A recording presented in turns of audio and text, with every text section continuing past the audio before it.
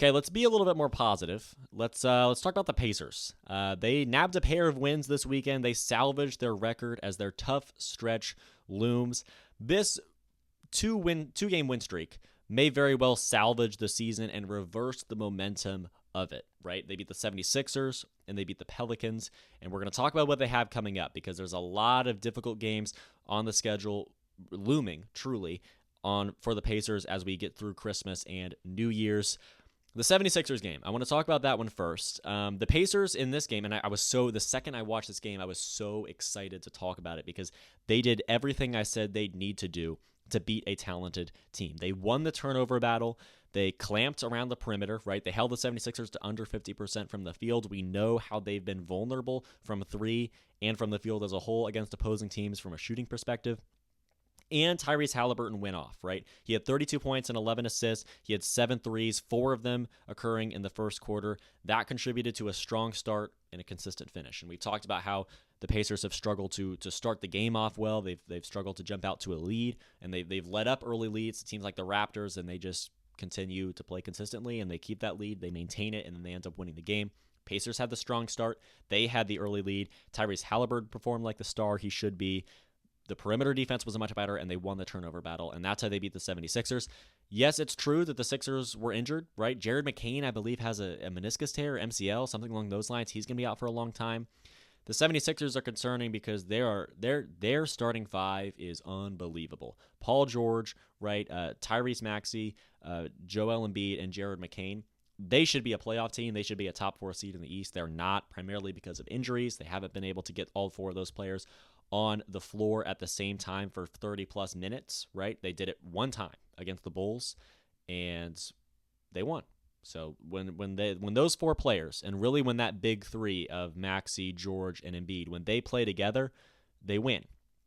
It's happened once. They're 1-0, and the Pacers took advantage of some of those injury struggles, and they were able to beat this team. But I think the Pacers won it. The 76ers didn't lose it, and that's massively encouraging to me. In the Pelicans game, again, star power.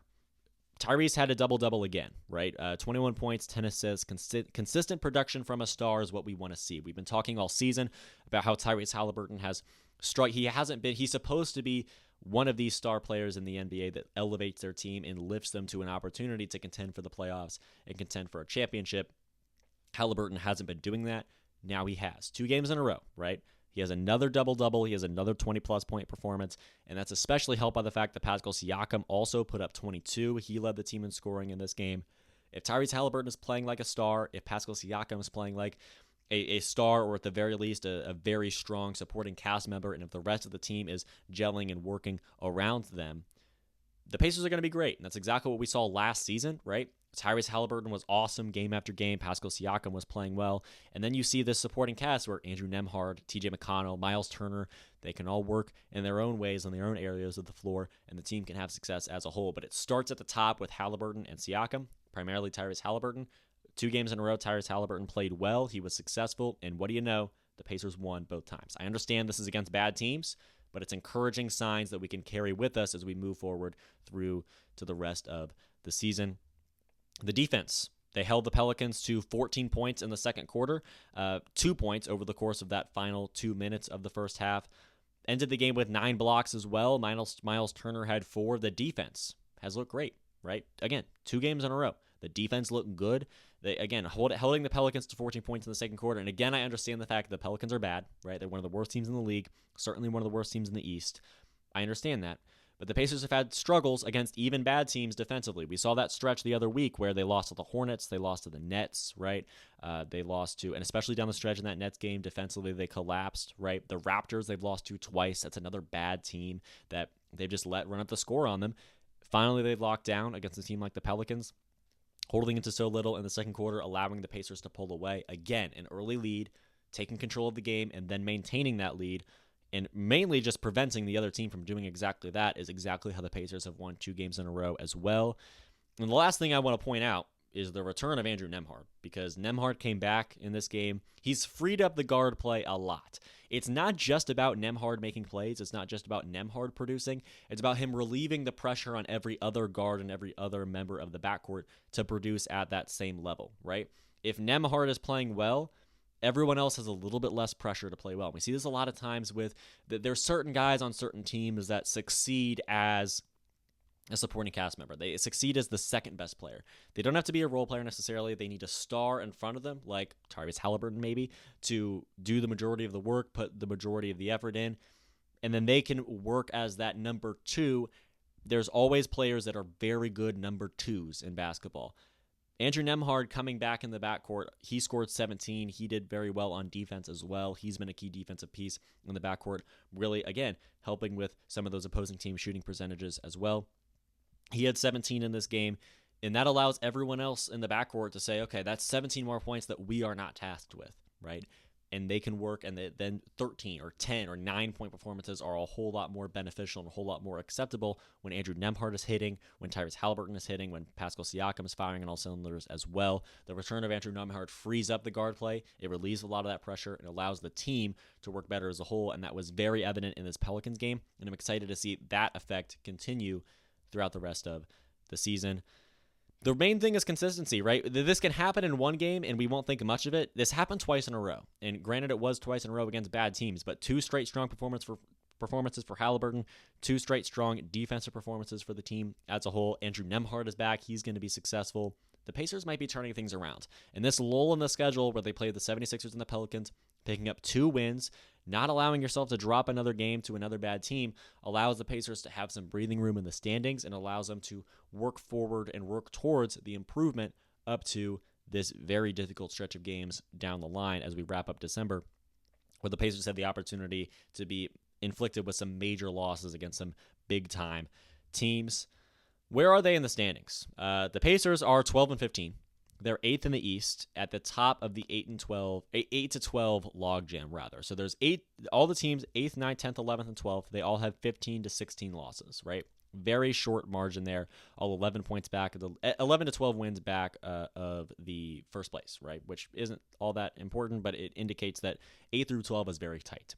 It's important because that is the top half of the play-in to safely out of the playoffs, right? That stretch right there, the Pacers are at the top of that heap. That's important. 12-15 with some opportunities to pick up some easy wins before they're going to have a very tough stretch of the schedule ahead of them. It's important that they got these wins. They stay at the top of that heap of teams in 8th place in the East. The Bulls and the Pistons are on their heels. Both have some quality roster talent. Both have the opportunity to pick up some wins. Both have picked up wins against the Pacers in the last couple weeks. The Nets and the 76ers, if they get healthy, can still emerge from below them. So the Pacers have a lot of teams hot on their heels as we approach the second half of the season and get working towards the playoffs and the play-in tournament. The Pacers also can still reach the Hawks. I don't think they will, but the Pacers can still reach the Hawks in 7th place and potentially work towards a home game in the play-in tournament. That's where the Pacers are, right? It's not a bad position, right? If we're talking about play-in tournament, if we're talking about the playoffs, not a bad position to be in at 8th in the East at the top of that log jam, sort of around the bubble of the play-in tournament and the teams outside of the playoffs. That's where the Pacers are, and it's a pretty decent spot to be in my opinion. What do we have the rest of December? The NBA, it's good to look at the NBA month by month, right? They say that the season doesn't start till after Christmas or after New Year's, something like that. If that's true, the Pacers are going to have a real tough start to the unofficial start of the year, right? There's 7 games, and there's 2 distinct stretches. I want to split up these 7 games into 2 stretches. The first one is a West Coast swing. This is important because all these games are on the road, but most of these games are winnable, right? They go to the Suns tonight. So that's important to note. I'm recording this episode on Wednesday. I believe it will come out on Thursday morning. So this game will not have happened yet because they play the Suns on Thursday. The next episode, the Suns game will have happened, but at the time of recording, I will not have known what happened in it. Regardless, at the Suns, at the Kings, and at the Warriors in the next 3 games. That's a manageable grouping of teams, right? All on the road, however, and all very far away from home. I think 2-1 would be very encouraging. I honestly expect 1-2. I don't think we'll win 2 of these games, but if we do, if we continue playing the level that we've been playing these last 2 games at home, at least partially at home, 2-1 would be very encouraging in this West Coast swing. That would make us have won. That would mean that we would have won 4 of our last 5 at that point, maybe 5 of our last 5, but we can swing all 3 of these games. And that would be very beneficial, right? That would be very encouraging to win these 3 games, especially because the second half of December, We got some East Coast challenges. We play the Thunder at home. They're a championship contender. We go to the Celtics twice in 3 days, and then we return home and have the Bucks, right? That's 3 championship contending teams that we play in a total of 4 games. The Celtics twice on the road. That's where you can't let the season slip away, right? And these next 7 games are important for that reason, because if you go 2-1 in the West Coast swing and then drop all 4 games against some of those championship contending teams in the East, the winner of the East is likely going to be the Thunder, Celtics, or Bucks, right? That's probably what we're looking at. So we're probably looking at and I realize the Thunder are in the West. So the Celtics or the Bucks probably are going to win the East if it's not the Cavs. The Thunder could go to the finals. We could be playing 2 teams in the finals over the course of the next, couple weeks and the rest of this month. To go 2-1 in that West Coast swing allows you to drop all 4 games, be 2-5, and then sort of regroup at the new year and sort of try to work your way back into having a cushion ahead of the play-in tournament. Dropping more than 1 game, honestly, in that West Coast swing is going to set up the Pacers for a very bad spot where they let the season slip away. They go 1-6 or something in this stretch, and then before you know it, you're outside of the play-in tournament range, and the season is somewhat over before it, quote-unquote, starts after the holidays.